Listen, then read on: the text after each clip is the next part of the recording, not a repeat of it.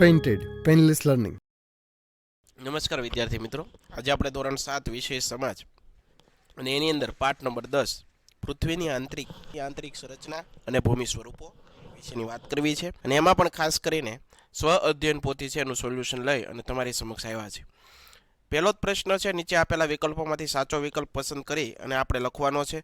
તો એની અંદર પહેલો પ્રશ્ન છે, નીચેનામાંથી કયું વિધાન જળકૃત ખડકોને લાગુ પડતું નથી? તો નિક્ષેપિત ખડક દબાઈને નક્કર બની અને ખડકના સ્તર બનાવતું નથી. તાજમહેલ બનાવવા માટે કયા પ્રકારના ખડકો વપરાય? રૂપાંતરિત ખડકો. ભૂકંપની સંભાવનાઓનું અનુમાન સામાન્ય પદ્ધતિથી નીચેનામાંથી કઈ રીતે થઈ શકતું નથી? મોરનું નૃત્ય કરવું. પૃથ્વી સપાટીનું ઉપલું સ્તર મુખ્યત્વે કયા ખનિજ તત્વોનું બનેલું છે? સિલિકા અને એલ્યુમિનાનું. ત્યારબાદ નીચેનામાંથી કયું વાક્ય હિમનદીને લાગુ પડતું નથી? હિમનદી દિવાલ જેવા સ્વરૂપોનું સ્ટેકનું નિર્માણ કરે છે. ત્યારબાદ આગળ વધીએ. યોગ્ય શબ્દો વડે ખાલી જગ્યા પૂરવાની છે. અનાજ પીસવા માટે ગ્રેનાઇટ પથ્થરનો ઉપયોગ થાય છે. ભૂકવચ નીચે જે સ્થાને કંપનની શરૂઆત થાય છે તેને ઉદ્ગમ કેન્દ્ર કહેવાય. પૃથ્વીનું સૌથી આંતરિક સ્તર ભૂગર્ભના નામે ઓળખાય છે. સમુદ્રના મોજાના ઘસારણથી દિવાલ જેવા રચાતા સ્વરૂપને સ્ટેક કહેવામાં આવે છે. પવનની ગતિ ઘટતા માટીના કણ જમીન પર પથરાય તેને ઢુવા કહેવામાં આવે છે. બરોબર મિત્રો, હજી સુધી તમે અમારી પેન્ટેડ એપ્લિકેશન ડાઉનલોડ નથી કરી તો આજે જ ગૂગલ પ્લે સ્ટોર પર જઈ અને પેન્ટેડ એપ્લિકેશન ડાઉનલોડ કરી લો, જેની અંદર તમને દરેક વિષયના સ્વાધ્યાય પોથી, એકમ કસોટી, સ્વ અધ્યયન પોથીના સોલ્યુશન સાથેના વિડીયો, આ ઉપરાંત ધોરણ 9-10ના વિદ્યાર્થીઓ માટે લાઈવ વિડીયો લેક્ચર, દરેક વિષયની વિષય વાઇઝ પીડીએફ પ્રોવાઈડ કરવામાં આવશે. ભાવનગરની અંદર જો તમે વસવાટ કરતા હો તો એના માટે ધોરણ 8 થી 12ના તમામ વિષયનું કોચિંગ પૂરું પાડતી કોચિંગ ઇન્સ્ટિટ્યૂટ આલ્ફા એકેડમી કાર્યરત છે. તમે એમાં જોડાઈ શકો, એનો સંપર્ક કરી શકો. યુટ્યુબની અંદર તમને અમારા વિડીયો ગમતો હોય તો અમારી પેન્ટેડ યુટ્યુબ ચેનલ છે, એ હજી સુધી સબસ્ક્રાઇબ નથી કરી તો સબસ્ક્રાઇબ કરી લો. આગળ વધીએ મિત્રો. નીચેના જોડકા જોડવાના છે.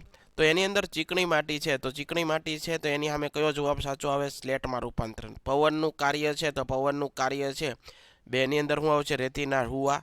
જ્યારે જીવાશ્મની અંદર શું આવશે? જળકૃત ખડકો. જ્યારે ચોથું ગ્રેનાઇટ, તો એની અંદર જવાબ આવશે એ અગ્નિકૃત ખડકો. નીચે આપેલા ચિત્રો જોઈ નદીના બનેલા ભૂમિ સ્વરૂપોના નામ લખો. ઘસારણ અથવા નિક્ષેપણ ઘસારણથી બંનેથી બનેલ હોય તે જણાવો. તો અહીંયા જવાબ લખ્યા છે, તમે જોઈ શકો. આગળ પણ લખેલા છે.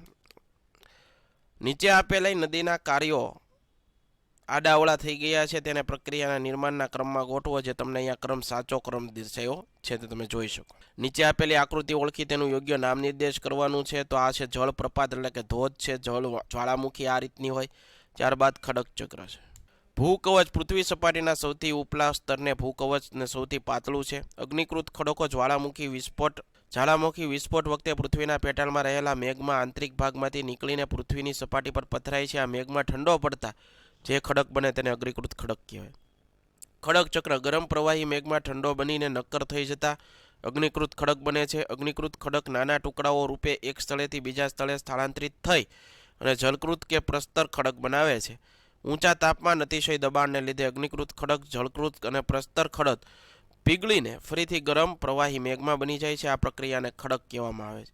જળ પ્રપાત અથવા જળધોધ નદીનું પાણી તેના માર્ગમાં કોઈ નક્કર ખડક પરથી સીધો ઢોળાવો વાળી ખીણમાં કે નીચાણવાળી ભૂમિ પર વેગ સાથે પછડાય તેને જળધોધ અથવા જળપ્રપાત કહેવાય.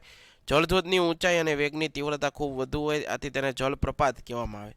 હવા અથવા બારખંડ રણ પ્રદેશમાં પવન તેના વેગ સાથે રેતીને એક જગ્યાએથી બીજી જગ્યાએ લઈ જાય.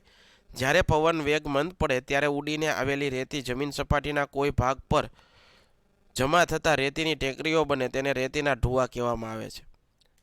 આગળ વધીએ.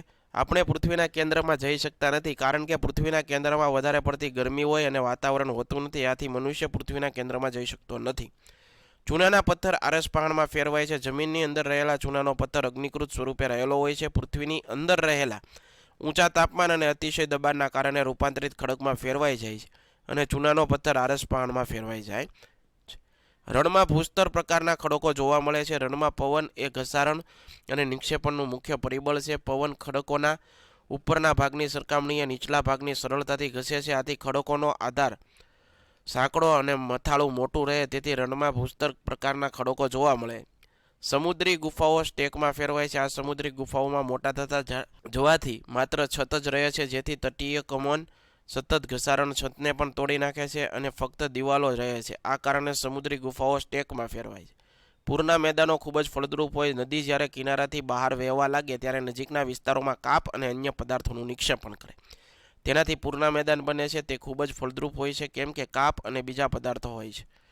માગ્યા મુજબ પ્રવૃત્તિ કરો. તમે અહીંયા જોઈ શકો છો પૃથ્વીની આંતરિક રચનાની ભૂમિ સ્વરૂપની આકૃતિ જે તમને અહીંયા દર્શાવી છે, જે તમે નામ નિર્દેશ કરી શકો. કોઈ પણ ભૂમિ સ્વરૂપની આકૃતિ, આ જળ ધોધની આકૃતિ અહીંયા દર્શાવેલી છે. આશા રાખું મિત્રો તમને આ સોલ્યુશન ગમ્યું હશે. ફરીવાર નવા વિડીયો સાથે આપણે મળતા રહીશું. ત્યાં સુધી અમને રજા આપો. જય હિન્દ, જય ભારત, ધન્યવાદ. Painted, Painless Learning.